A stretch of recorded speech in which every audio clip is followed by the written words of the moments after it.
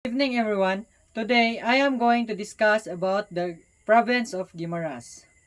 Guimaras province is an island ecosystem composed of 5 coastal municipalities which covers a land area of 60,547 hectares. The topography of Guimaras Island varies from level to steeply sloping with land elevation ranging from 0 to nearly 300 meters above sea level. Did you know Guimaras is an island province consists of mainland, several lands, and cluster of islets.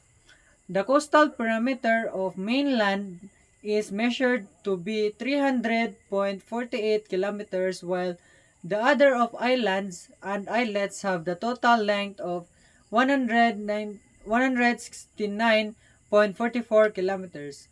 Most of islands are found in the municipality of Nueva Vizcaya, Valencia.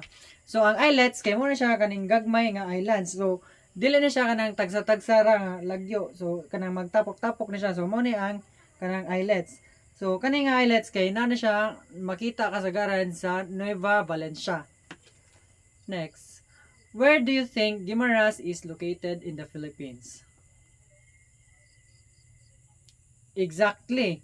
Guimaras is an island province in the western Visayas region of the Philippines.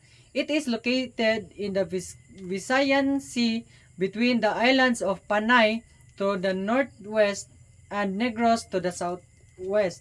So, ang Guimaras kay natung-an na siya dire dapit sa kanang kuan sa Panay ug sa Negros.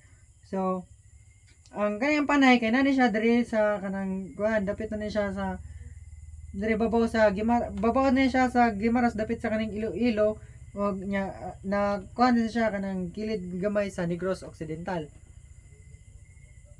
Next, municipalities of Guimaras. The province of Guimaras is composed of 5 municipalities, namely Buenavista, Jordan, Nueva Valencia, and San Lorenzo and Sibunag. The capital city of Guimaras is Jordan. So, ang Jordan kay nani siya dire ang kanang mga kanang kuan sa mga business industries kasagaran nga ma-locate. So, ari siya dire ang kuan ang kanang main nga kanang port sa Guimaras. So, next is the language and dialect. The people of Guimaras province called Guimarães-non speaks Hiligaynon as the primary language. It is as it was a sub-province of Iloilo. Filipino and English are widely spoken and understood. So ang example sa kanang Hiligaynon kay good morning is maayong aga. Afternoon is maayong hapon and good evening is maayong gabi. So, murag same ra siya gamay sa kanang Bisaya or sa kanang Cebuano. So, how are you? Kay kumusta ka? So, mura siya kanang slight nga kanang sagol nga Tagalog and Bisaya. So, next is the port of access. So, the port of access sa Guimaras kay by ferry jud. Wala siya kanang airport dito.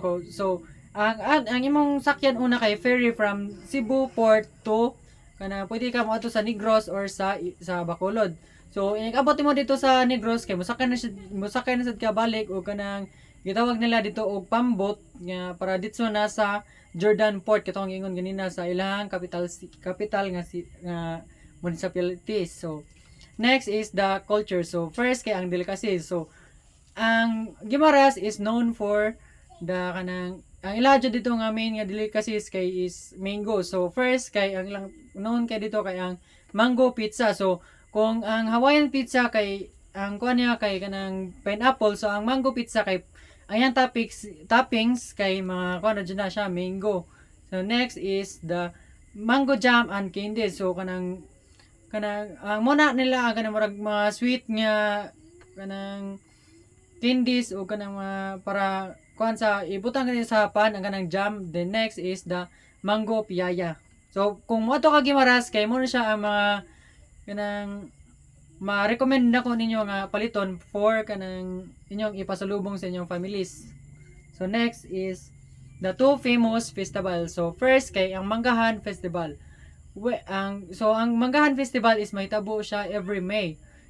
It is located in mahitabo na siya sa Jordan, Guimaras. So ang ato na sa nang kuan ato sa ilang capital nga municipality. So magabot-abot na kada lugar sa kanang Guimaras. So ang highlights niya kay celebrates the province kanang pagkuan sa ang kanang abundance sa ilang kuan harvest sa dito sa mga mangga. So mo na ang Manggahan Festival. So next is Palayag Festival. So ang Palayag Festival is usually mga kuan na siya sa May 22. So ang kanang Palayag Festival sad wala na siya sa Jordan. So dito na siya sa Buenavista, Guimaras. So ang yang highlights kay commemorates the founding of anniversary of the municipality of Buenavista. So muna siya ang two major famous nga festivals dito. So next is the accommodations. Ang first accommodation is Raymond Beach Resorts, which is located at the Poblacion Nueva Valencia, Guimaras. So ang kuan kay near ni siya sa kanang beach, which is kanang ideal for kanang ganan ka mag-relax nya at the same time ganan ka mag-enjoy with your family. So next is Jana Glacial Beach House, Guimaras. So ang lana ay Jana Glacial Beach House, Guimaras kay kanang located siya sa Nueva Valencia. So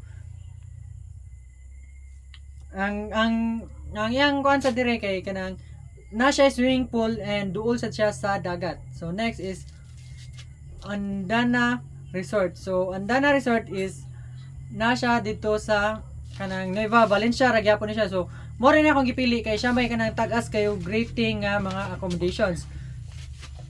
And next is the kanang three kanang famous tourist attractions in Guimaras. So first is Alubihod Beach. So ang Alubihod Beach kay mo na siya ang katong ay nara na siya sa Barangay Alubihod, Nueva Valencia, Guimaras. So mo na siya ang katong sa katong first nga accommodation ang kanang Raymond Beach Resort. So mo sa na ang Alubihod Beach nga So mo ra nang gibatan nila o kanang murag na resort nga na siya pwede ka nang mo stay ka dito pila ka days.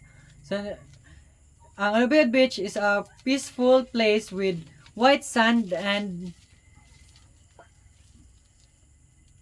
clear blue water. It's a perfect spot to relax, swim, and enjoy the beauty of nature. So, muna kung gingon nyo ganina nga, pwede ka mo relax dito and enjoy with the family. So, next is the Trappist Monastery located at Jordan, Guimaras. It is a peaceful place run by the Trappist monks and it is known for its prayerful atmosphere and locally made products like jams and souvenirs. So dito kani sa Jordan, Guimaras ko, so kani nga simbahan kay kanang kuan ni siya kanang kanang silbi ang